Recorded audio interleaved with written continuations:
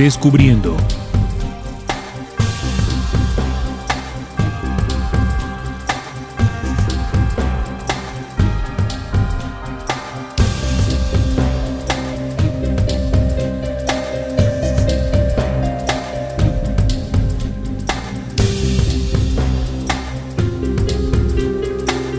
Hola, muy buenas, estimados oyentes. Bienvenidos a Descubriendo, con la certeza en la búsqueda de la verdad.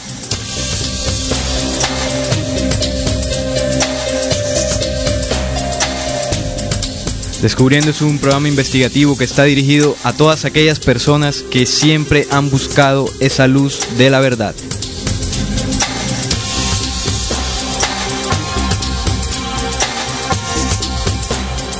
Desde este momento nos disponemos con todos ustedes a compartir un tema, una investigación que nos den herramientas para seguir avanzando en el camino de la real esencia de la verdad.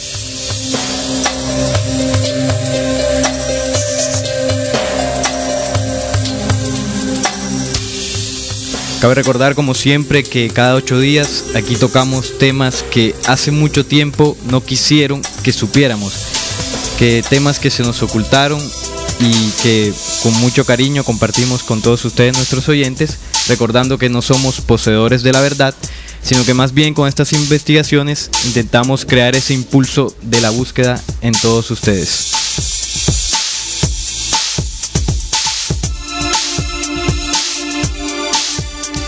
Sean todos ustedes bienvenidos.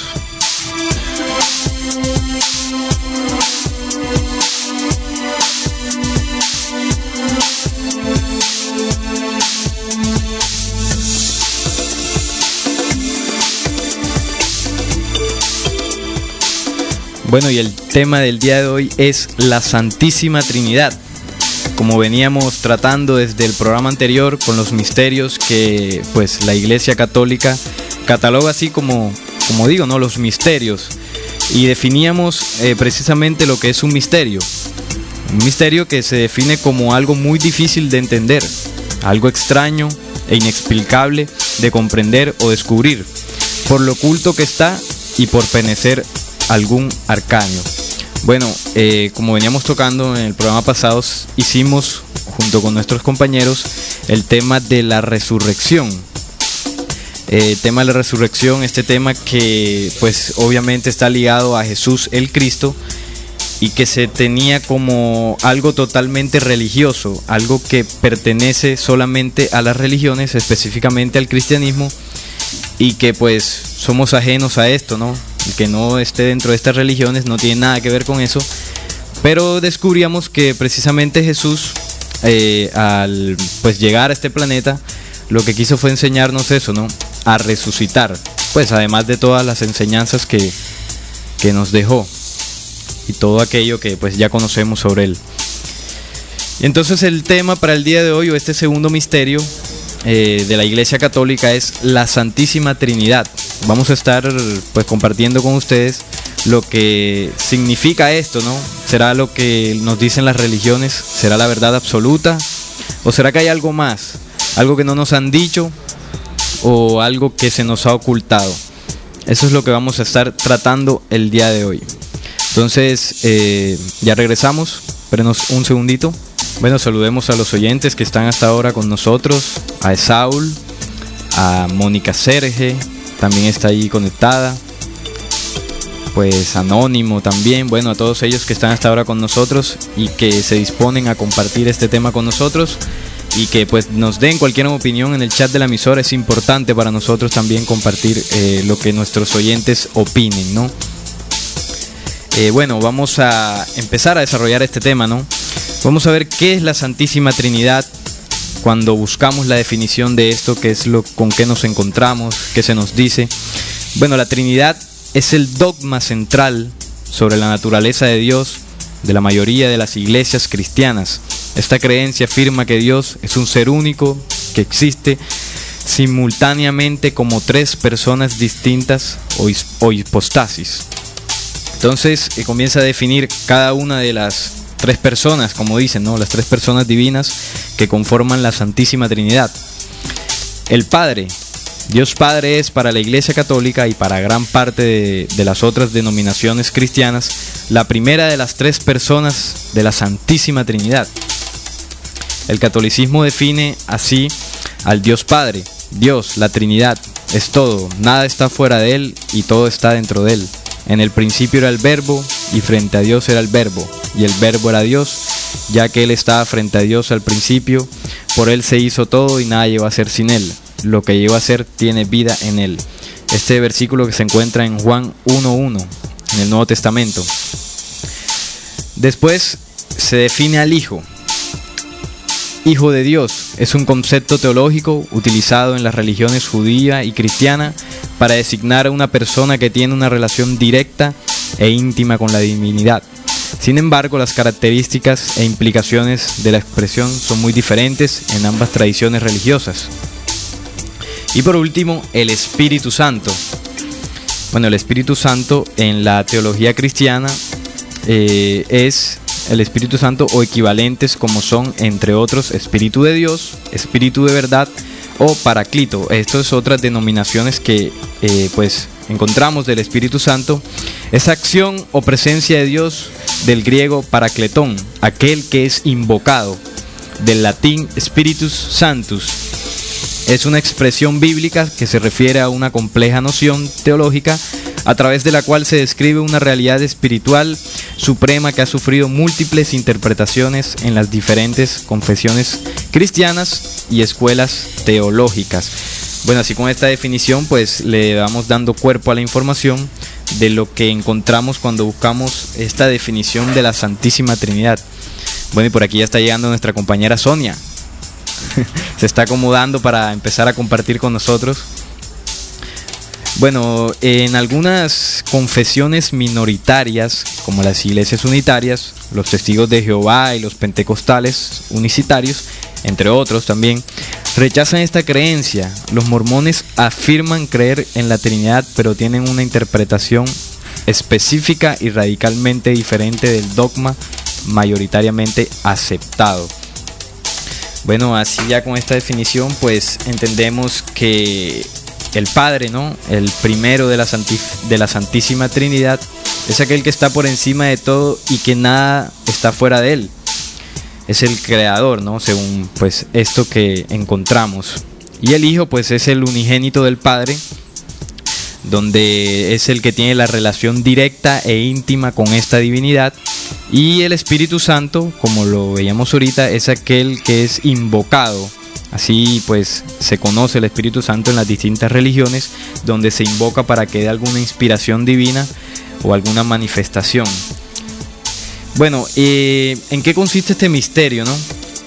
Sabemos que hay un solo Dios. Eso es lo que nos enseñan desde que estamos pequeños. Y pues esa es la imagen que tenemos, ¿no?, lo que nos han entregado las religiones.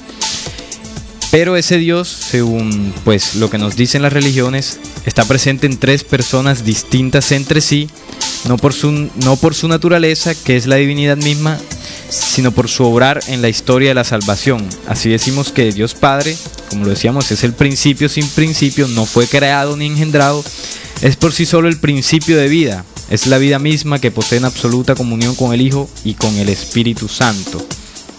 Bueno, vamos a saludar a nuestra compañera Sonia, que está llegando. ¿Cómo estás, Sonia?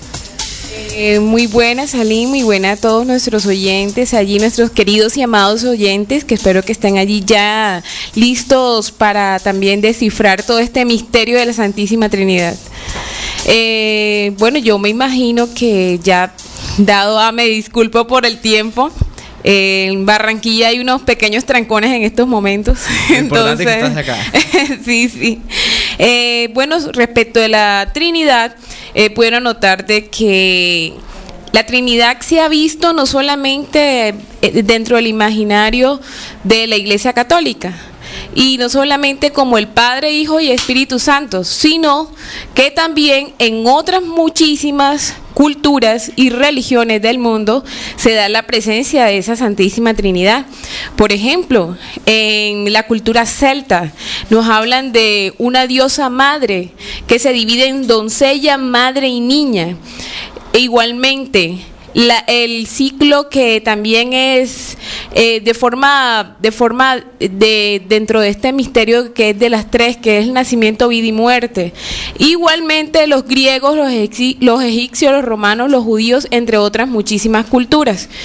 Yo no sé si recuerdan ustedes que nosotros estuvimos hablando un poco respecto del misterio también que se daba en Egipto. ¿Sí recuerdas eso, Salim? Claro, ese programa lo hicimos aquí, Sonia, lo compartimos. Donde estaba Isis, Osiris y Horus, también como esta trinidad. Pero entonces ahora a continuación vamos a seguir develando un poco esto y a ver a dónde llega todo esto de la trinidad visto desde las religiones y culturas del mundo. Sí, exactamente. Vamos a ir pues recopilando los datos de lo que nos dice la historia para ir dándole forma a la información. Bueno, por aquí ya saluda Adriana, dice: hola, Escuela de Sevilla, saluda, un saludo para Adriana. También Ricky se reporta, dice: hola chicos, buen día y un gusto escucharlos.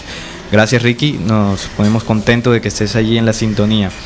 Bueno, como venía pues ya definiendo lo que es este misterio, ¿no? Lo que uno encuentra de que hay un solo Dios que se manifiesta en tres personas divinas, pues es lo que nos dicen las religiones.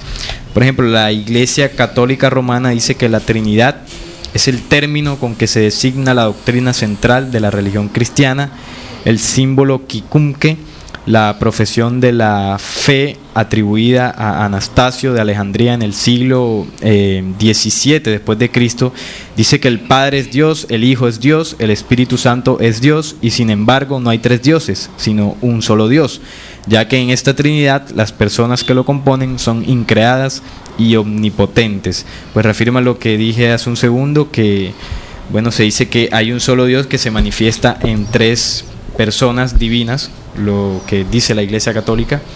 La Iglesia Ortodoxa griega dice también de la Trinidad que Dios es trino y uno, el Padre es totalmente Dios, el Hijo es totalmente Dios y el Espíritu Santo es totalmente Dios. Por su parte, la Iglesia evangélica define que dentro de la unidad de un único Dios existen tres distintas personas: el Padre, el Hijo y el Espíritu Santo. Los tres comparten los mismos atributos y la misma naturaleza, por lo cual estos tres contribuyen a un único Dios. Bueno, esto es lo que piensan algunas de las religiones. Ahorita pues diré lo que opinan las otras religiones respecto a lo de la Santísima Trinidad. Pues cabe resaltar de que esta doctrina, como se tiene denominada, no pertenece a todas las religiones, ¿no? Más que todo es a las cristianas, aquellas que siguen la doctrina del Cristo. Sonia, ¿qué más tienes por allí que puedas compartir con nosotros? Bueno, respecto de la religión católica, nos llama muchísimo la atención de que ellos lo toman como un dogma de fe.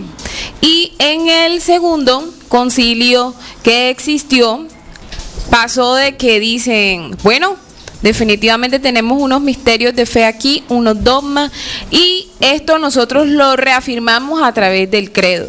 Dicho credo nos dice de que ese es un misterio escondido de Dios, y como tal, en ese segundo concilio del Vaticano dice que ese misterio no puede ser revelado y nunca conocido, y precisamente no va a ser conocido porque el entendimiento del ser humano, según ellos manifiestan, es demasiado ilimitado y jamás podría comprender ni penetrar ese misterio, o sea, el misterio de la Santísima Trinidad. Sí, de una vez como que nos coartan ahí ese impulso de la búsqueda o de la curiosidad de que tenemos natural los seres humanos por encontrar respuestas, y cuando intentamos descubrir estos misterios y estos temas, pues nos dicen que no, que eso es algo divino, algo pues santo, y que no nos podemos meter con los misterios de Dios porque no los comprenderíamos, que mejor dejemos eso allí y que bueno, nos concentremos en otras cosas.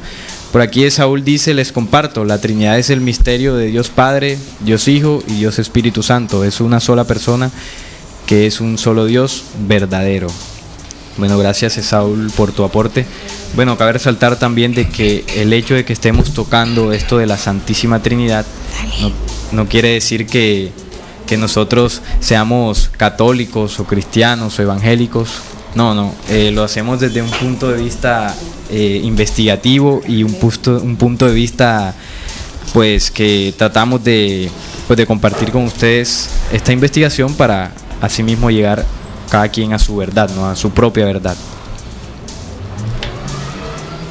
Bueno, Sonia, ¿qué más tienes para compartirnos? Bueno, me gustaría hablar un poco sobre esa terminología, si ya no la tocaron más a fondo. No, adelante. La terminología fue usada por primera vez en el año 215 después de Cristo. El primero en utilizarlo fue Tertuliano y utilizó el término Trinidad. Igualmente, pues ya esa palabra se había usado en griego como trías o triada. Era para referirse a Dios, su verbo y su sabiduría, que lo denominaban Dios, Logos y Sofía. En ese caso, pues hacían acepción o referencia precisamente a esas tres personas que encarnaban un solo Dios y hablaban de que ese solo Dios era el poder de toda la creación encarnado allí, pero no daban mayor explicación de quiénes eran esas llamadas personas, Padre, Hijo y Espíritu Santo, en ese caso, o Espíritu Formador.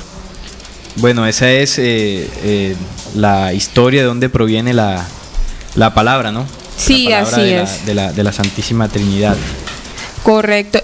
Solamente pues sería bueno también, antes de seguir pues ya con el desarrollo de lo que ha sido la Trinidad o lo llamada Santísima Trinidad dentro de las diferentes religiones, pues anotar de que en el Concilio de Nicea no se habló de esa Santísima Trinidad, más que todo se hizo relación a lo que era el Padre y el Hijo, y se rechazó algunas partes que pues hoy contiene el credo de la Iglesia Católica. Sin embargo, más adelante, luego ya cuando se llegó a al resultado final de ese concilio, con el concilio de Calcedonia, allí sí comenzaron ya ellos a tomar esta acepción.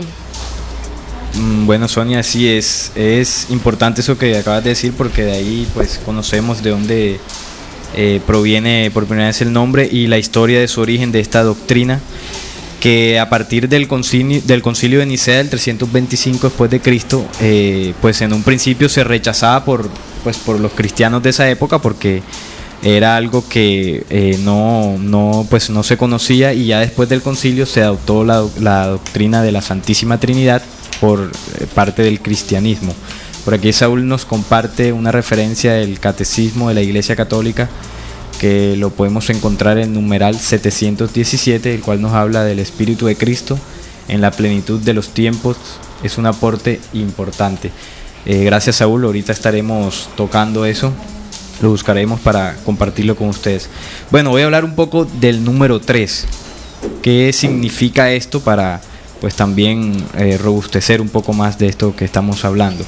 La palabra 3 deriva del latín trinum, es el primer número impar, puesto que se compone de la unión de tres unidades. Históricamente sabemos que entre los primeros pobladores el 3 era el más sagrado de los números. A pesar de ser una figura aritmética, el filósofo griego Platón lo consideraba como la imagen del Ser Supremo en sus tres personalidades, la material, la espiritual y la intelectual. Y el también filósofo griego Aristóteles sostenía que el 3 contiene al principio, al medio y al fin, lo cual para él era el símbolo de la perfecta armonía.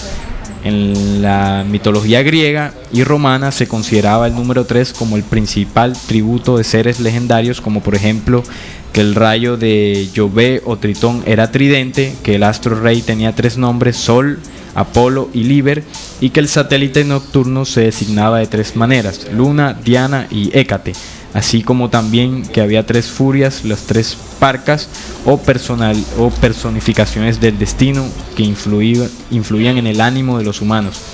Vemos que el número 3 a lo largo de la historia ha tenido bastante repercusión pues en distintas filosofías y doctrinas. Recordemos que como comentaba Sonia sobre las triadas o la principal triada del antiguo Egipto, como lo fue Isis, Osiris y Horus, y que también por ejemplo en la India con Brahma, Vishnu y Shiva, además de otras triadas en otras distintas religiones.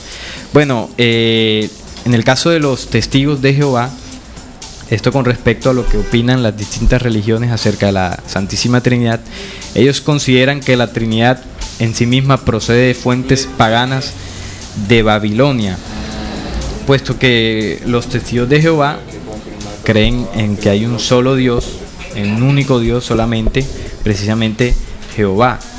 Porque recordemos que Jehová en Isaías, por aquí tengo el versículo, Isaías 44:6, dice así: así dice Jehová, Rey de Israel y su Redentor, Jehová de los ejércitos, yo soy el primero y yo soy el postrero, y fuera de mí no hay Dios sino yo, no hay fuerte, no conozco ninguno.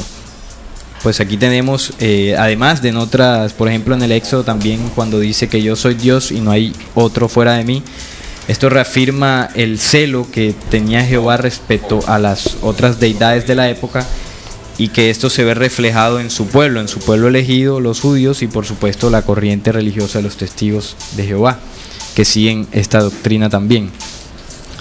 Y bueno, en el caso de los mormones opinan acerca de la Santísima Trinidad.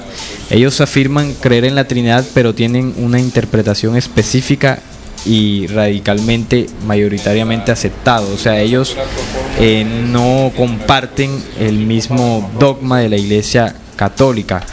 Y pues algunas confesiones minoritarias, tales como las iglesias pentecostales y apostólicos, rechazan esta creencia, la creencia de la Santísima Trinidad. Y en el Islam piensan o se cree que la Santísima Trinidad son el Padre, Jesús, que para ellos, bueno, el nombre de Jesús en el Islam es Isa, y María, Padre, Jesús y María. Esto opinan en el Islam. Sonia, ¿qué tienes? Bueno, como estamos observando en las líneas que tú nos acabas de señalar, vemos que existe algo que es muy similar dentro de las diferentes acepciones, y es que no obstante de que ellos contemplan la existencia de un solo Dios, hablan de que ese Dios es trino. Así pues, ya sabemos que la Iglesia Católica hablan de que existe una Trinidad, y hablan de que el Hijo es Dios, que el Espíritu Santo, hablan ellos, es Dios, y que el Hijo mismo es Dios. Sin embargo, esos tres no son dioses aparte, sino que son tres personas que siendo tres personas con cierta autonomía, son realmente un solo Dios. Así igualmente todas las que tú nos habías hablado, y pues desde el punto de vista de la Iglesia Ortodoxa y griega, igualmente hablan de que Dios es trino y uno, que el Padre es totalmente Dios, pero el Hijo también es totalmente Dios. Igualmente en las iglesias, lo que nosotros llamamos evangélicas, ¿cierto? O las llamadas iglesias protestantes. Las iglesias protestantes, donde nos hablan de que existe el Padre, el Hijo y el Espíritu Santo. Pero vemos que estas están haciendo alusión a ese Dios que es señalado pues en toda la Biblia. Hay como una mezcolanza, tanto el Dios que es señalado en el Antiguo Testamento como en el Nuevo Testamento. Pero además de eso, hace relación también a los dioses, como ya tú nos lo señalabas, que son o que hacen aparición en las diferentes etapas del hombre, de su historia, y que se hicieron parte en las diferentes culturas, como por ejemplo en Egipto, como por ejemplo en la parte norte de Europa, etcétera, etcétera. O sea que estamos viendo ahí que existe como una serie de sincretismo, hicieron como una mezcolanza, Salim. ¿Qué sería eso? Como que licuaron todo y dieron una sola cosa. Miren, esta es la Trinidad, esto es lo que ustedes tienen que adorar. Sí, hubo un problemilla ahí, ¿no? Que históricamente pues se ha venido trasladando de generación en generación, donde se cree que, por ejemplo, el Dios que sale en el Antiguo Testamento, del cual se habla, es el mismo Dios del que vino hablando Jesús. Esto sucedió porque en el 325, como hablábamos ahorita, el Concilio de Nicea, cuando Constantino y 300 obispos de esa época hicieron esa reunión ecuménica donde se decidió los libros que iban a entrar en el canon bíblico. Pues ahí se formó la Biblia que tenemos hoy en día. Ellos decidieron lo que nosotros debíamos leer, y además de hacer eso, pues excluyeron unos libros que son los llamados hoy en día los apócrifos, que tienen bastante información importante que nos ayudarían a entender mucho más pues el mismo texto bíblico y otras situaciones. Por ejemplo, el tema extraterrestre, por ejemplo, que pues sabemos que las religiones los rechazan totalmente, pero que ahí en el documento bíblico pues está claramente, no hay muchos versículos. Bueno, hay una pregunta que nos hace un oyente. Nos pregunta que dónde puede conseguir pues lo que yo decía ahorita de que que Platón, el filósofo griego, decía que la imagen del ser supremo en sus tres personalidades, la material, la espiritual y la intelectual. Bueno, esto lo puedes encontrar pues en el internet, busca significado del número 3 y ahí te sale toda la información de este número, toda su etimología, su relación con lo místico, con lo esotérico y toda la simbología que tiene históricamente y en las distintas filosofías y religiones. Allí lo puedes encontrar para que pues tengas mayor certeza de lo que estamos tocando aquí. Bueno, voy a seguir la recomendación que nos hizo Saúl, precisamente el que hizo la pregunta del Catecismo de la Iglesia Católica número 717. Vamos a ver qué dice. Un hombre enviado por Dios que se llamaba Juan. Juan fue lleno del Espíritu Santo ya desde el seno de su madre, por obra del mismo Cristo que la Virgen María acababa de concebir del Espíritu Santo. La visitación de María a Isabel se convirtió así en vista de Dios a su pueblo. Bueno, aquí nos está diciendo sobre el nacimiento de Jesús y de Juan, que nos ha enseñado la Iglesia que se dio gracias a la intervención del Espíritu Santo, cuando el arcángel Gabriel se le presenta a María y le dice que va a tener en su vientre al Hijo de Dios. Y pues después ya todo lo que sabemos sobre la vida de Cristo y todo esto. Gracias por tu aporte, Saúl. Bueno, vamos a tocar un poco más sobre la historia de la Santísima Trinidad, puesto que esto nos ayudaría a entender desde dónde se viene hablando esto, de dónde se adopta esta doctrina, puesto que algo que dicen los testigos de Jehová es que es de origen pagano, la doctrina. Vamos a ver si esto es cierto. Recordemos que la Iglesia Católica ha adoptado distintas doctrinas, ritos y enseñanzas de orígenes paganos, de la antigua Babilonia, del antiguo Egipto, programa que ya hicimos aquí en Descubriendo. Incluso hicimos 2 partes acerca de la simbología secreta del Vaticano.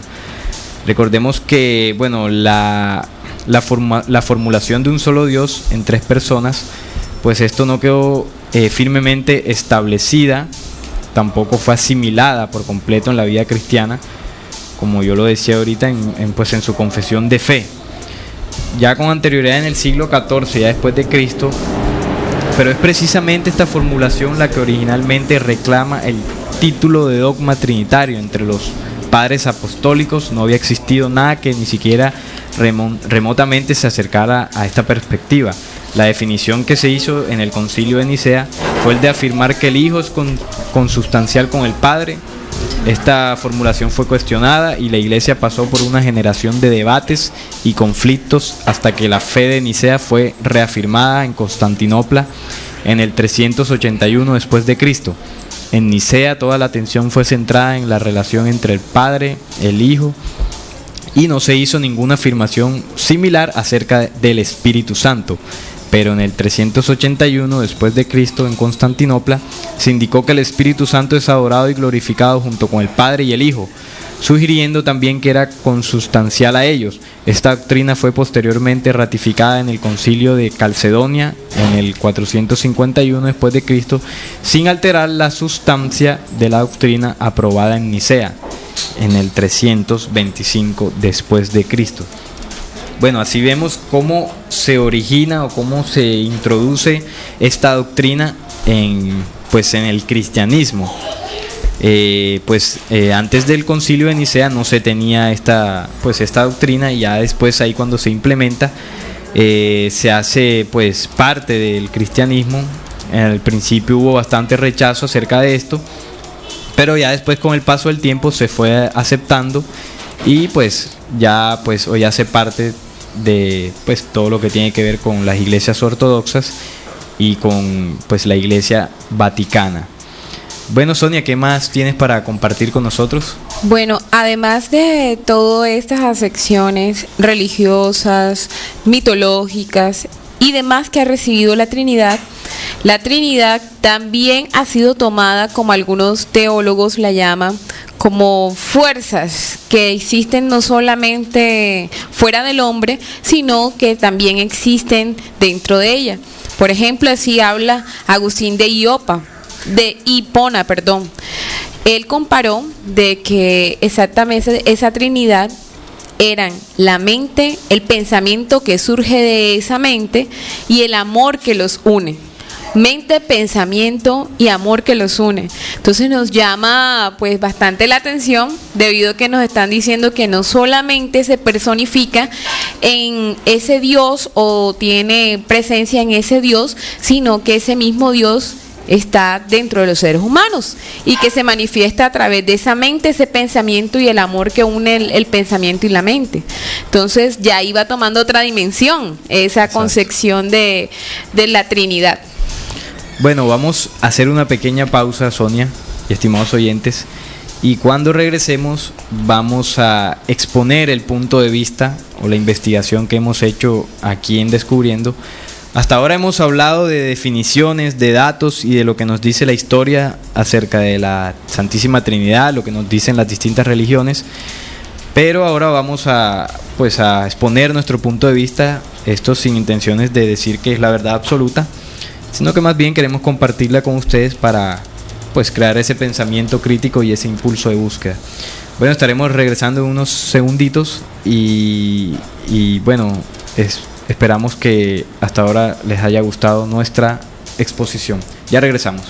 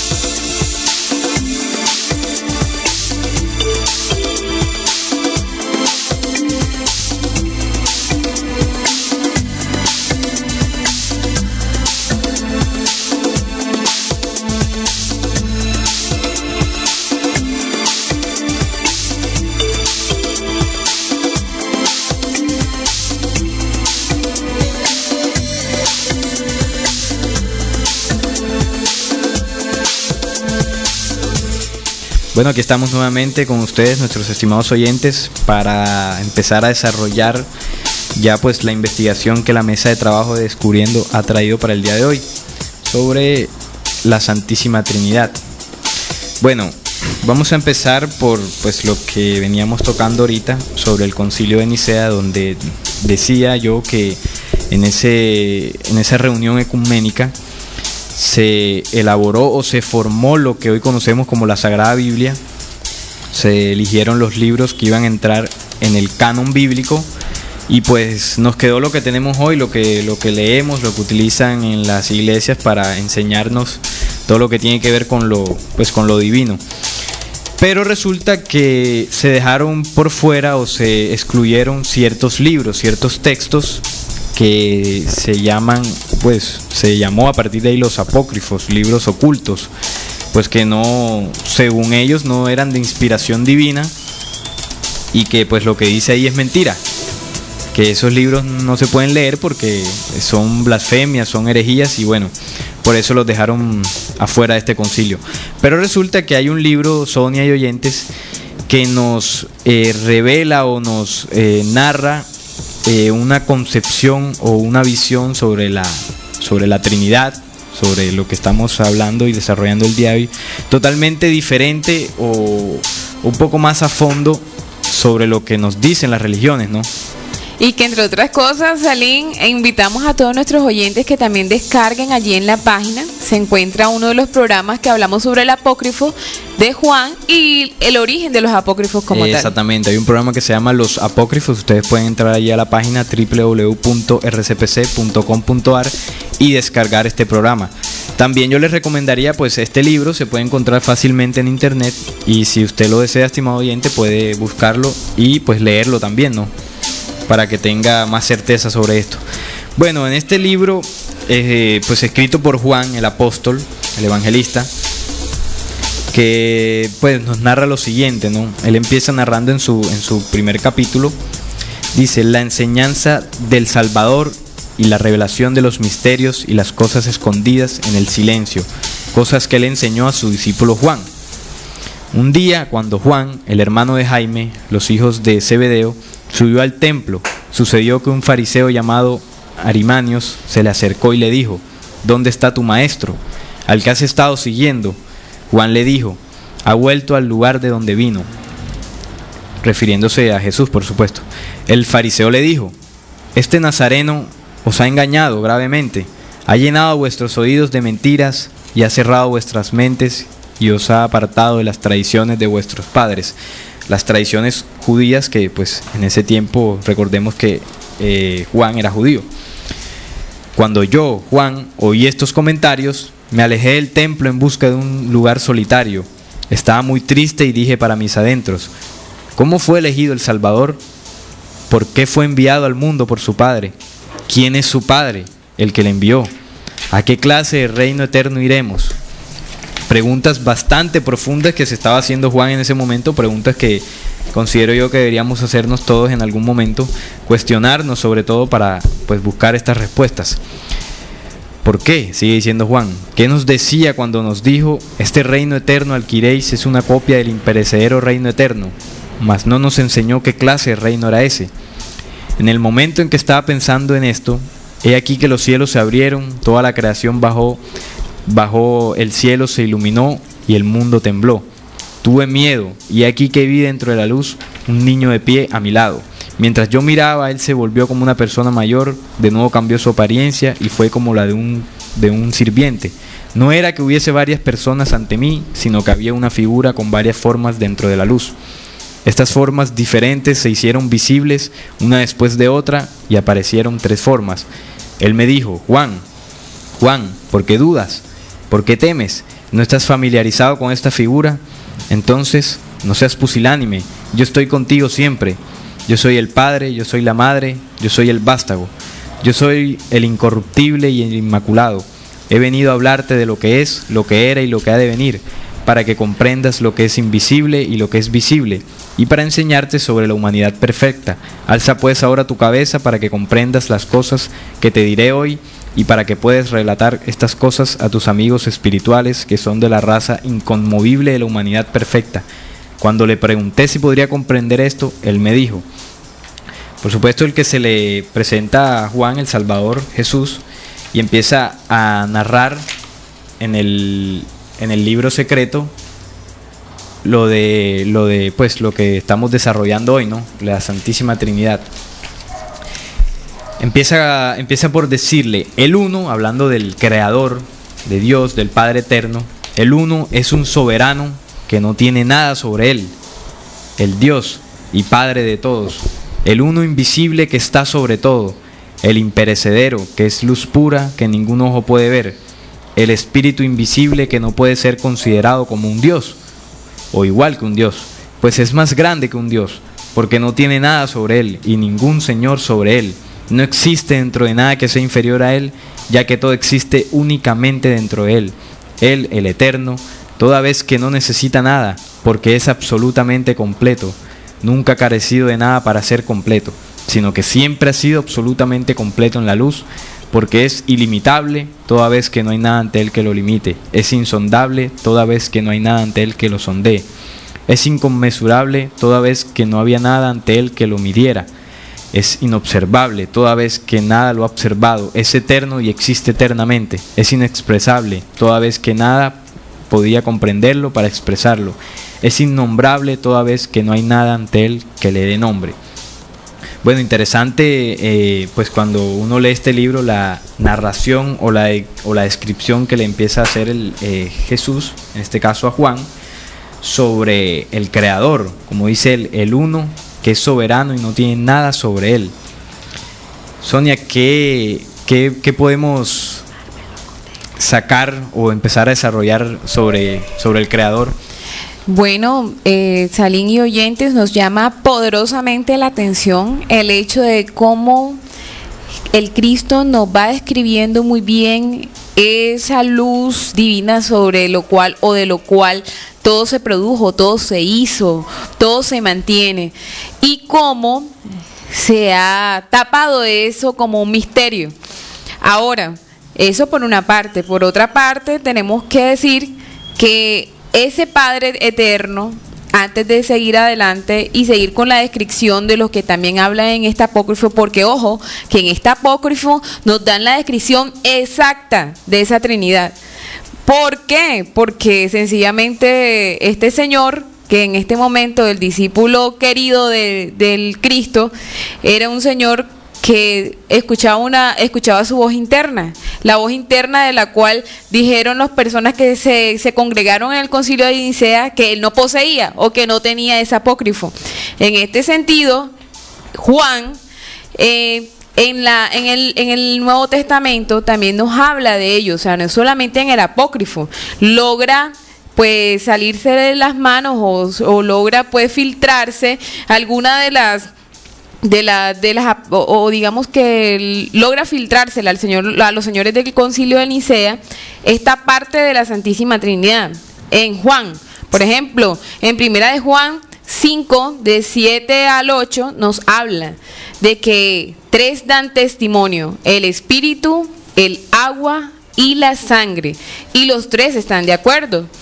Igualmente nos dice, pues esos tres dan testimonio y los tres están de acuerdo. Cuando entonces nos llama poderosamente la atención de cómo, siendo esto también explicado y diciéndonos ellos aquí, por lo menos en esta primera parte, nos están dando la descripción del Padre, cómo es escondido, o sea, ¿qué sería entonces lo que estaba ocurriendo en la mente de estas personas que estaban allí reunidas? ¿Qué estarían deparando? ¿Qué destino deparaban para la humanidad al ocultar todo esto? Cuando nos ocultaban la grandeza del Padre, más eso ilimitado que significaba Él, no significaba que en algún momento, como bien lo decían ellos, o lo dicen en los concilios del Vaticano, sea inentendible por nosotros. O sea, se puede entender y lo explican allí de una forma muy sencilla. Bueno, esta descripción que se intenta hacer aquí, porque cuando se empieza a relatar uno se da dando cuenta que es imposible como darle una definición exacta, si nos logra dar una idea, una imagen del Creador que es totalmente diferente a la que nos han dado hasta ahora las religiones. Yo creo que es totalmente contraria, porque si nosotros leemos, por ejemplo, el Antiguo Testamento, vemos que ahí se habla de un Dios vengativo, un Dios lleno de ira, de rabia, pues de muerte también, ¿no? Como ordenaba asesinar pueblos enteros. Y un Dios celoso, un Dios materialista, cuando dice en Ageo 5:8, mía es la plata y mío es el oro, dice Jehová de los ejércitos. Pero resulta que, como ya hemos dicho muchas veces en este programa, que ese Dios de que se nos habla en el Antiguo Testamento es un falso Dios. Hace parte de esos dioses que cayeron hace miles de años a este planeta y que se hicieron pasar precisamente por la divinidad. Eligieron pueblos y pues hicieron que los adoraran. De ahí toda la cantidad de religiones que vemos hoy en día. Y esto también está en el documento bíblico, en Apocalipsis 12, cuando se narra la caída del dragón a la tierra junto con sus ángeles, nos está hablando de eso, de seres extraterrestres que llegaron hace miles de años y que invadieron el planeta y que nos enseñaron y nos han mentido y nos han manipulado a todos nosotros, a toda la humanidad, para que nunca lleguemos a esa verdad. Entonces, cuando en esta narración se nos da una imagen del Padre totalmente diferente a la que nosotros tenemos, pues se empieza a quitar de nosotros todo ese esquema mental que teníamos acerca de Dios, ¿no? Porque pues se creía o se pensaba de que Dios es alguien, de que Dios es un señor, de que Dios es un señor con barba blanca y un vestido blanco sentado en un trono allá en el cielo que te castiga y que te da premios si te portas bien. Resulta que no, que aquí nos está diciendo que el Padre es una fuerza que está por encima de todo, es una fuerza creadora que pues en su pensamiento, por llamarlo así, solo está crear. En ningún momento está destruir, no está la venganza, no está el odio, no está el castigo. Solamente crear, como lo dice en Hechos 17:24, porque también en las enseñanzas de Jesús, Jesús nos muestra una cara totalmente distinta a lo que es el Padre. Cuando dice que el Dios que hizo el mundo y todas las cosas que en él hay, no habita en templos hechos por mano humana, ni es honrado por manos de hombre como si necesitase de algo. ¿Y por qué no necesita de nosotros? Porque Él es quien nos da la vida y aliento y todas las cosas. Precisamente esa imagen que Jesús nos da del Creador, y esta imagen que vemos en el libro secreto de Juan, donde Jesús también es el que le habla a Juan, es totalmente contraria a lo que hemos aprendido desde niños, y enseguida pues tenemos una imagen diferente y un concepto totalmente distinto del Creador. Y bueno, la descripción que nos da este libro es mucho más amplia. Voy a leer otro pedacito, Sonia, para pasar enseguida al Santo Espíritu o el Espíritu Santo. Es la luz inconmensurable, sigue diciendo pues Juan, narrando, pura, santa, brillante, es inexpresable y es perfecto en su inmortalidad. No es que forme parte de la perfección o de la bienaventuranza o de la divinidad, es mucho más grande. No es corpóreo ni incorpóreo, no es grande ni pequeño. Es imposible decir cuánto es o de qué clase es, pues nadie puede comprenderlo. No es una entre muchas cosas que existen, es mucho más grande. No es que sea realmente más grande, sino que como es en sí mismo, no es una parte de los mundos o del tiempo, porque cualquier cosa que es parte de un mundo fue producida una vez por otra cosa. No le fue asignado tiempo, toda vez que no recibe nada de nadie. Eso sería un préstamo. El que existe primero no necesita nada de uno que es posterior. Al contrario, el posterior alza su vista hacia el primero en su luz, porque el perfecto es majestuoso, es puro e inconmensurablemente grande. Es el mundo que da mundo, la vida que da vida, el bendito que da bienaventuranza y el conocimiento que da conocimiento. El bueno que da bondad, la misericordia que da misericordia y redención, y la gracia que da gracia. ¿Qué diferencia, Salim, con ese Dios del Antiguo Testamento, donde dice que Él es la vida, pero también la muerte?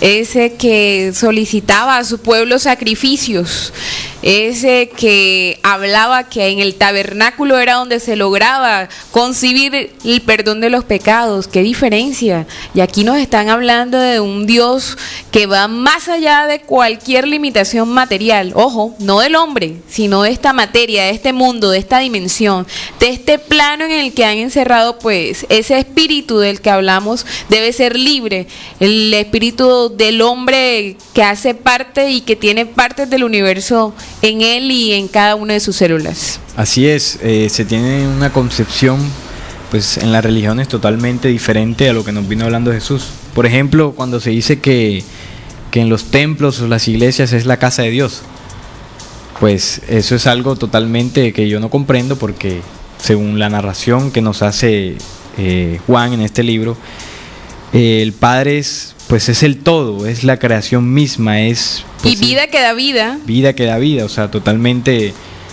diferente a lo que se nos dice que es Dios en las religiones. Bueno, por aquí nos saluda Fernando Pulgarín, nos dice hola, saludos desde Manizales. Dice, yo creo que Juan somos nosotros mismos. Bueno, sí, así puede ser, porque en algún momento nosotros nos hemos hecho, por ejemplo, las preguntas que se está haciendo Juan, esas preguntas profundas, y pues no hemos encontrado respuestas. En este caso Juan sí recibió esa respuesta de Cristo el Salvador, que bueno, ahora más adelante iremos desarrollando la tercera persona, como lo llaman las religiones, de la Santísima Trinidad. Vamos a empezar ahora, Sonia, a desarrollar lo que es el Santo Espíritu o el Espíritu Santo, para darle continuidad. ¿Lo tienes por ahí? Bueno, yo lo leo. Solamente pues anotar desde que me gustaría pues que leyeras la parte del Apócrifo, que lo tienes aquí a la mano, decir que ese espíritu es agua de vida, es vientre de vientres, es la preexistencia misma de la cual fluye toda vida que existe, es el útero de creación. Pero fíjense esta descripción tan sencilla que nos deja allí consignada Juan y Salim. Bueno, vamos a... Nos comentas. A tocar lo del Espíritu Santo, como le llaman en las religiones, pues aquí yo siempre tuve un enredo porque yo nunca supe a ciencia cierta qué era el Espíritu Santo.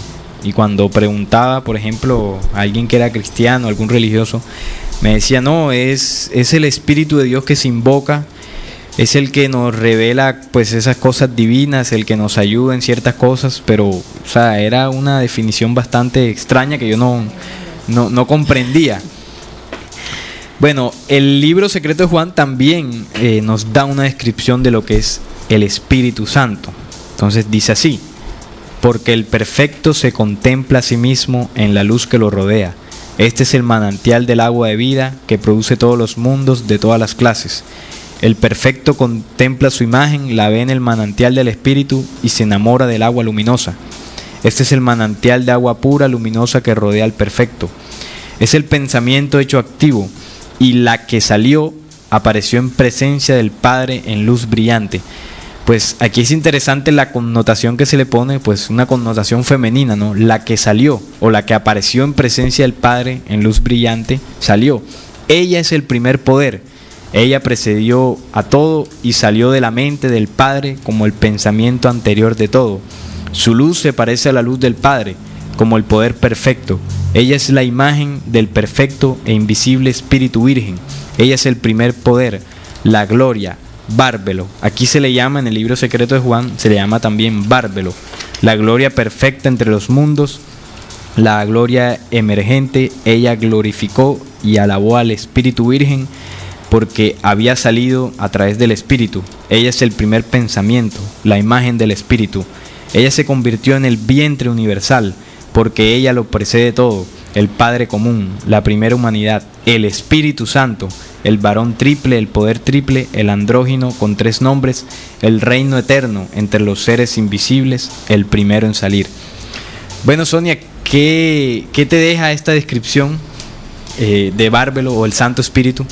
Bueno, me deja de que increíblemente existe algo sobre lo cual o de lo cual proceden todas las cosas, porque definitivamente, bueno, para decir de que somos entonces nosotros la fuerza de ella en esta tierra, nosotras encarnadas como fuerza mujer, ella, las que contenemos la fuerza de ese gran espíritu, ¿verdad?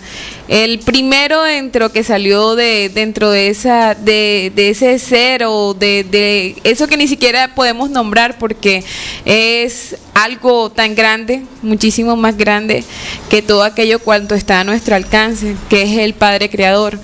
Y cómo me deja también de que cómo nos las han escondido, cómo nos han hecho ver de que ella no es digna. Es más, nos hablan de que los que hablan de ese dogma de la Santísima Trinidad, de que el orden es Padre, Hijo y Espíritu Santo. Y fíjense ustedes al momento el nombre del Padre, del Hijo y del Espíritu Santo. Y siempre nos los hacen ver en desorden. ¿Cómo entonces a través de ese orden desordenado, dicho en otras palabras, nos confunden y confunden en nuestro espíritu y confunden nuestras memorias y confunden nuestra lógica, o eso creen ellos que lo están haciendo, pero es allí donde está el hombre de la investigación? Entonces pienso, además de eso, de que esa fuerza Bárbelo también está en los hombres, en la fuerza con ellos, porque recuerden que ahí contenemos él y ella, como en algún momento tocamos también en este programa. Fernando Pulgarín dice: el Espíritu Santo es el pensamiento perfecto. Así es, el libro secreto narra que es el pensamiento hecho activo del Padre. Bárbelo pues se sale o se engendra de ese pensamiento hecho activo del Padre. Y aquí sí que, por ejemplo, en las religiones hay una confusión, o más bien hay un punto de vista bastante alejado de lo que nos dice, por ejemplo, Juan aquí en su libro, ¿no? Porque se cree que el Espíritu Santo es esa fuerza que se invoca mediante pues rezos, oraciones. Por ejemplo, en la Iglesia Católica es mediante las letanías. En la Iglesia Cristiana es mediante, bueno, cuando el pastor coge y pues le reza a alguien, le impone las manos, exactamente, sí, para que entre en él el Espíritu Santo y pues lo cure o lo limpie de todas sus malezas o todas sus sus problemas que tenga, ¿no? Y ojo, que la gente entra en tal nivel de concentración que piensan que está bajando el Espíritu Santo y comienzan a hablar y que en lengua, y vamos a saber nosotros cuáles son las lenguas que están hablando. Entonces ese es el punto, de que esa concepción que se tiene del Espíritu Santo es bastante alejada, puesto lo que nos dice el libro secreto de Juan es que Bárbelo es ese vientre universal, o diría yo, la madre, por así decirlo. Sí, sí. La madre infinita, pues porque ella sí tuvo un comienzo, ¿no? El Padre sí es eterno, pues, y Bárbelo, o el Santo Espíritu, es el primero en salir, como dice el libro. Entonces es ese vientre universal donde está contenida toda la creación. Por ejemplo, recordemos en esta dimensión, cuando hay esa unión de él y ella, el padre y la madre, cuando la mujer pues queda embarazada, pues en su vientre contiene ya la creación, ¿no? Que es en este caso los hijos, pues los hijos de carne, los bebés. Pues en esta dimensión, en esa dimensión se podría decir que es lo mismo, pero pues en otra medida, ¿no? En otros términos, es ese vientre universal que lo contiene todo, alejado de eso que nos dicen las religiones, que es un espíritu que se invoca. Pero ¿qué es lo que realmente se hace ahí? Recordemos, Sonia, el programa que tocamos acá sobre el Necronomicon, ya hace un tiempito, que hablábamos sobre unas energías que circundan el planeta, unos entes que quedaron de la destrucción o del diluvio universal de Noé, y que son energías nigrománticas que están allí flotando y que se pueden invocar mediante ritos o algunos conjuros o algunas brujerías, y que son entidades que posesan cuerpos, y en el caso de las religiones a los creyentes los hacen pensar que tienen apariciones de maestros ascendidos, de que se les apareció Jesús, de que o el mismo Espíritu Santo. El mismo Espíritu Santo. A eso es lo que le llaman el Espíritu Santo, esa energía o ese ente, porque es una entidad, de que entra en el cuerpo del creyente en ese momento y piensa que tuvo una manifestación divina. Alexander nos dice: Bárbelo es el útero de creación. Así es ese útero que contiene todo lo creado, todo cuanto vemos está dentro de ese útero. Y pues lo que dicen las religiones es totalmente alejado, ¿no? Es completamente contrario, diferente. Sí. Entonces, eso que invocan en las religiones son pues entidades, ¿no? Que están flotando en el aire, lo que hacen también en las vigilias nocturnas, donde se la pasan toda la noche ahí rezando y haciendo ritos para invocar estas energías, pues inconscientemente, porque no podemos decir que las personas lo hagan conscientemente, no se sabe, y es por esto precisamente de que las religiones no quieren que se sepa la verdad acerca de esto, no quieren que se tenga claridad acerca de lo que es el Santo Espíritu, acerca de lo que es el Padre, y pues ahora más adelante lo que es ya el Hijo, ¿no? El Cristo. Entonces, bueno, en el caso de la ciencia, o el punto de vista de la ciencia, recordemos que la ciencia tiene un misterio, por así llamarlo, que se llama la energía oscura. Pues la energía oscura es esa pues energía que ellos describen que hace expander al universo en una velocidad pues bastante rápida, y ellos no tienen la explicación de por qué sucede esto. Recordemos que la fuerza de gravedad es la que une o la que mantiene en equilibrio toda la creación, y ellos identifican esta fuerza como la energía oscura. Pero resulta que esa energía que los científicos le llaman así, eso es el Espíritu Santo, o Bárbelo, como lo llaman así. ¿Por qué? Porque el universo se expande infinita y eternamente en forma de espiral. ¿Por qué de espiral? ¿Por qué digo yo que espiral? Bueno, todo en la creación o la creación no hay líneas rectas. Todo es curvilíneo, todo es circular. Por ejemplo, las orejas de nosotros tienen forma de espiral. Cuando una mujer queda embarazada, la barriga tiene forma ovalada. Todo en la naturaleza y en la creación es así. Nuestros cuerpos tienen formas de cilíndrica, los brazos, las piernas, los animales, todo son figuras circulares y espiraladas. Todo en la creación es así. Entonces el universo se expande en esta medida, y esa energía que la ciencia llama energía o energía oscura, es el mismo Bárbelo, el mismo Santo Espíritu. Porque recordemos, como decíamos, que el Santo Espíritu es el útero de creación, lo que contiene y expande la creación, se sigue reproduciendo, por así decirlo. Entonces, de esta manera ya empezamos a tener, Sonia, otra visión totalmente distinta de lo que la religión nos dice acerca del Espíritu Santo. Claro, y con una gran conclusión. El Santo Espíritu no es ese espíritu que posesiona o que se aparece. Exacto. El Santo Espíritu es lo que todo contiene, es lo que todo transforma, es lo que todo expande, es la vida misma antes de la vida. Entonces estamos viendo allí grandes descripciones y definiciones que de pronto nos habían ocultado y que tienen una lógica también dentro de nuestra dimensión. Porque fíjense ustedes, si esa teoría de la Trinidad nos hablaba de que era un Padre, un Hijo y un Espíritu Santo, como lo llaman ellos, sabemos y estamos descubriendo hoy que dentro de esa lógica está el Padre, el Santo Espíritu y el que vamos a describir, o describe allí en Juan, el vástago de la creación. Sí, bueno, aquí Fernando Pulgarín dice: Bárbelo es el vientre que da la vida y la información genética del Padre. Así es, nuestros oyentes están bastante activos, pues compartiendo y pues dándonos también su aporte en la investigación. Bueno, yo hablaba ahora de la energía oscura, sobre lo que la ciencia piensa o bueno, no, realmente no piensa porque no saben qué es. Voy a dar una definición un poco más acertada. La cosmología física, en la cosmología física, la energía oscura es una forma de materia o energía que estaría presente en todo el espacio, produciendo una expansión que tiende a acelerar pues la expansión del universo, resultando en una fuerza gravitacional repulsiva. Considerar la existencia de la energía oscura es la manera más frecuente de explicar las observaciones recientes de que el universo parece estar en expansión acelerada. En el modelo estándar de la cosmología, la energía oscura aporta casi 3/4 partes de la masa energía total del universo.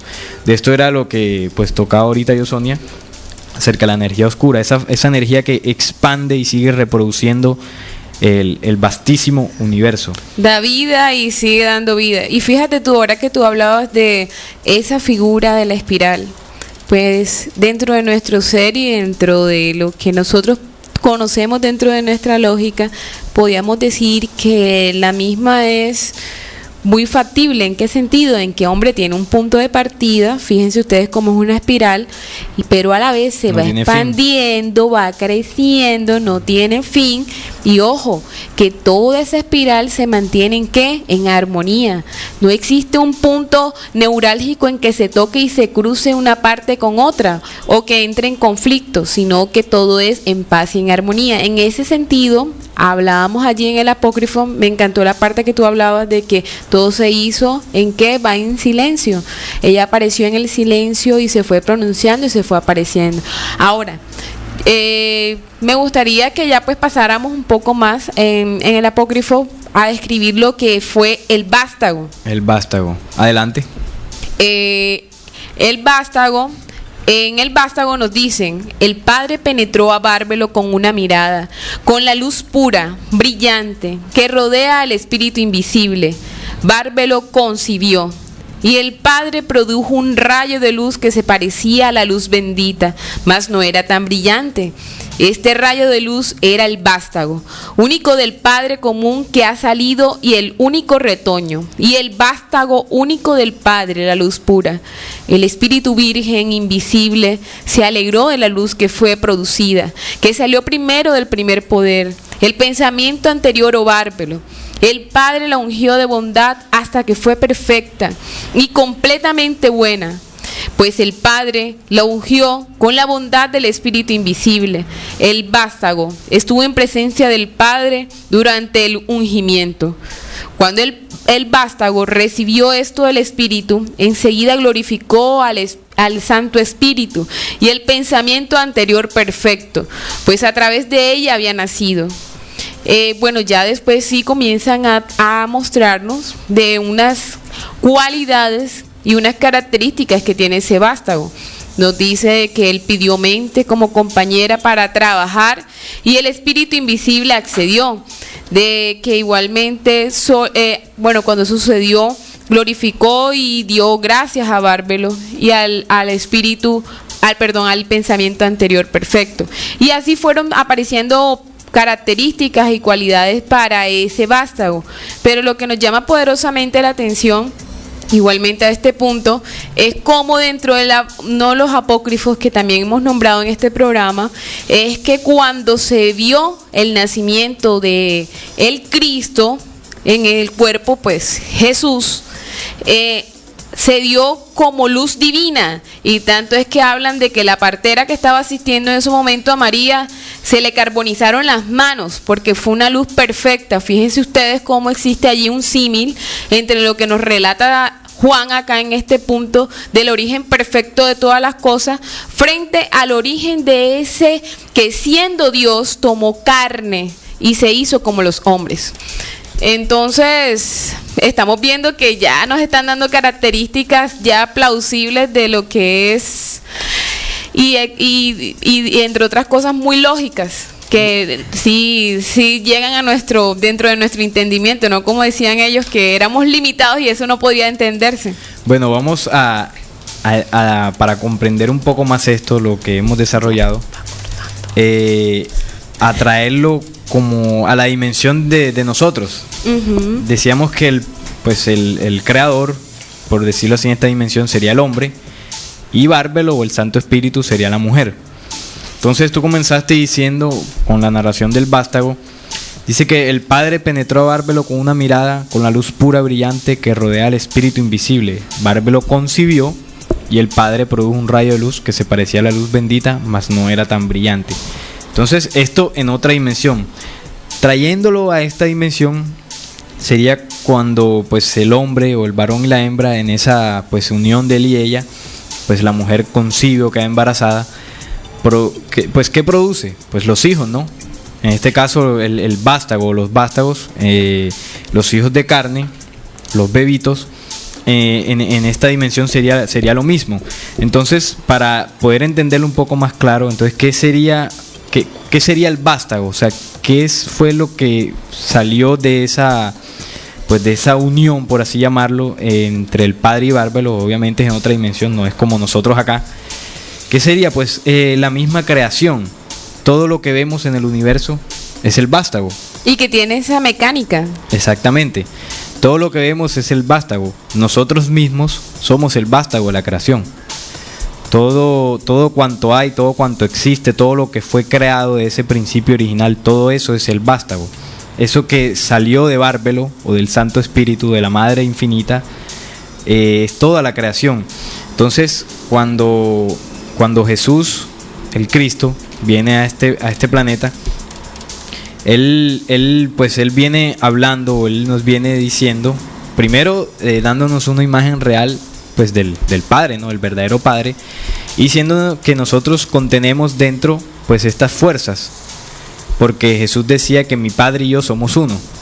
Entonces, leyéndolo literalmente, podríamos decir de que Dios y Jesús son lo mismo, o que Dios vino encarnado en un hombre a hablarnos, literalmente. Pero ¿qué nos está diciendo Jesús? Que esas fuerzas nosotros las tenemos internas, porque son tres fuerzas. O sea, la Santísima Trinidad no son tres personas, como nos dice la religión, no son tres personas divinas, son tres fuerzas que están en toda la creación, en todo el universo, y que también obviamente están en nosotros, porque nosotros hacemos parte de la creación. Son fuerzas internas. Y cuando Jesús le dice a los apóstoles que les enviaría el otro consolador, el Espíritu de verdad, que el mundo no lo contiene porque no lo ha conocido, pero que ellos sí lo conocen, les está diciendo eso, que esa fuerza del Espíritu Santo nosotros la contenemos también interna, ¿no? Entre otras cosas, es curioso de que en la Biblia esta doctrina de la Santísima Trinidad prácticamente no aparece, solamente en un versículo se narra o se dice pues de lo que estamos hablando hoy, y es precisamente en Mateo 28, 18, 19, cuando Jesús se acercó a los apóstoles y les habló diciendo: toda potestad me es dada en el cielo y en la tierra, por tanto id y haced discípulos a todas las naciones, bautizándolos en el nombre del Padre y del Hijo y del Espíritu Santo. O sea que Jesús, cuando envió a los apóstoles a bautizar en el nombre de esas tres fuerzas, que no son personas, como ya vengo diciendo, es precisamente pues decirle o comunicarle a la gente que esas tres fuerzas internas que contenemos nosotros nos ayudarían para poder pues primero conocer la verdad y salir de todo eso que siempre la humanidad ha estado sometida, ¿no? A creer de que el Padre está por fuera, de que el Santo Espíritu está por fuera, de que Jesús fue un señor ahí que vino y se hizo crucificar pendejamente. Y nada, y en esa falsa definición que nos dicen las religiones, ahí hemos caído y no podemos llegar a la verdad, precisamente porque creemos o nos han hecho creer de que eso es un misterio y que no podemos llegar a eso, de que eso es cuento de religión y nada más. Entonces ese vástago, como ya lo decía, es toda esa creación, y cuando Jesús viene, cuando Él dice que toda potestad me es dada por mi Padre, quiere decir que pues Él es el todo y que Él todo lo contiene, al igual que nosotros. Eso era lo que decía Jesús, porque las religiones ponen a Jesús como un Dios, y por ejemplo en algunas filosofías se cree que Jesús simplemente fue un hombre. Pero entonces, ¿cuál sería pues la verdad ahí? Pues las dos cosas. Si tenemos esas tres fuerzas internas, quiere decir que nosotros somos y estamos en Dios, porque Dios es el todo. Entonces, al tener internas esas fuerzas, nosotros también somos de ese mismo linaje, como lo dice por ahí en Hechos de los Apóstoles. Y de eso nos vino hablando Jesús también, que nosotros deberíamos reconocer eso, y de esa forma llegaríamos a la verdad. Recuerden que dijo que conoceríamos la verdad y Él nos haría libres. Y fíjate, Salim, ahora disculpa que te interrumpa, esa es una dinámica que sigue toda la creación. No es algo que estamos solamente tocando sencillamente porque sea un tema de investigación, sino que fíjense ustedes que todo encuentra la lógica y la manifestación dentro de la naturaleza misma del hombre, de lo que está por fuera de él, pero lo que contiene las aguas y aguas de universo. Así pues, fíjense ustedes cómo trabaja el sol con la tierra. El sol emite sus rayos solares, penetra la tierra, y ¿qué hace la tierra? Da vida. Da frutos, ¿verdad? Da hijos. Asimismo, nuestros propios pensamientos. Nosotros llevamos nuestros pensamientos. Esos pensamientos en forma de energía dan un estímulo. Crean asimismo, estimulan glándulas a través de las cuales se presenta un derrame de hormonas, o comienza a expandirse hormonas, y asimismo todas esas sensaciones y esos pensamientos se van quedando en unas mentes que nosotros sabemos que son esos logosoles o chakras, y se van guardando en nuestra memoria espiritual, pero que dicha memoria espiritual va tomando carne. ¿Por qué? Porque se manifiesta a través del cuerpo, y es allí donde ya nosotros conocemos el origen de que si esos pensamientos son negativos, aparece la enfermedad, que si esos pensamientos son negativos, entonces aparecen, digamos que se somatizan en el cuerpo. Entonces estamos viendo que no solamente es una sola dimensión en que se tiene que entender esa Trinidad, sino que la dimensión es muy grande. Exactamente. Entonces, bueno, para complementar un poco eso que tú dices, de que todo en la creación contiene esas fuerzas, ¿no? Podríamos llamarlo masculina y femenina. Por ejemplo, Hermes en su discurso dice: Dios no tiene nombre, o mejor dicho, los tiene todos, puesto que es conjuntamente uno y todo. A lo que Asclepio responde: ¿pretendes decir, oh Trimegisto, que Dios posee los dos sexos? Sí, y no solo Dios, sino todos los seres animados y vegetales. O sea, puesto que recordemos que Bárbaro, el Santo Espíritu, sale un pensamiento del Padre, y pues por ende se gesta o se engendra el vástago también. Y todo en la creación es así. Nosotros, Sonia, tú posees la fuerza masculina interna también y femenina, pero se manifiesta en ti más la femenina, porque tú eres mujer, y en mí se manifiesta mayormente la masculina, pero poseemos las dos fuerzas. Igualmente físicamente, eso se va a los genes, está claro. El Y y el X, y la unión de los dos ya sí, dependiendo de cómo sea, entonces ahí sí va a salir la niña o el niño, pero igualmente que es un vástago. La unión de los dos, es la característica de los dos. Bueno, estimados oyentes, estamos llegando ya al final de este programa. Esperamos que pues haya sido de su agrado, de que se hayan entretenido con toda la información pues que pues de manera pues muy amable quisimos exponer hoy aquí, y que bueno, ya saben que no pretendemos decir de que esta es la verdad absoluta, sino que más bien intentamos dar crear ese impulso de búsqueda en todos aquellos que nos escuchan. Sonia, ¿algo para decirle a los oyentes? Bueno, recuerden todos ustedes que la dimensión de esa Trinidad que debemos entender es la dimensión de aquello que crea y da origen, es ese gran Padre. Ese espíritu es el agua que todo lo contiene, y ese vástago es la sangre, por cuanto todo fluye y se mantiene. Bueno, muchísimas gracias, Sonia, muchísimas gracias a todos los oyentes que estuvieron ahí pendientes y pegaditos con nosotros. Recuerden que este programa se puede escuchar en diferido el martes a las 10 de la mañana, y que también se puede escuchar el miércoles a las 9 de la noche. También lo pueden descargar en la página de la emisora www.rcpc.com.ar. Se estará colgando allí en el blog para que usted lo descargue, lo vuelva a escuchar, lo comparta con alguien. Y pues también decirles que no, pues nada, gracias por estar allí, y que nos estaremos escuchando en el próximo programa con otro tema, otro misterio de estos de la Iglesia Católica. Recuerden que estamos haciendo una especie de saga para revelar los misterios de la Iglesia romana. Y pues nada, recuerden, descubriendo con la certeza en la búsqueda de la verdad.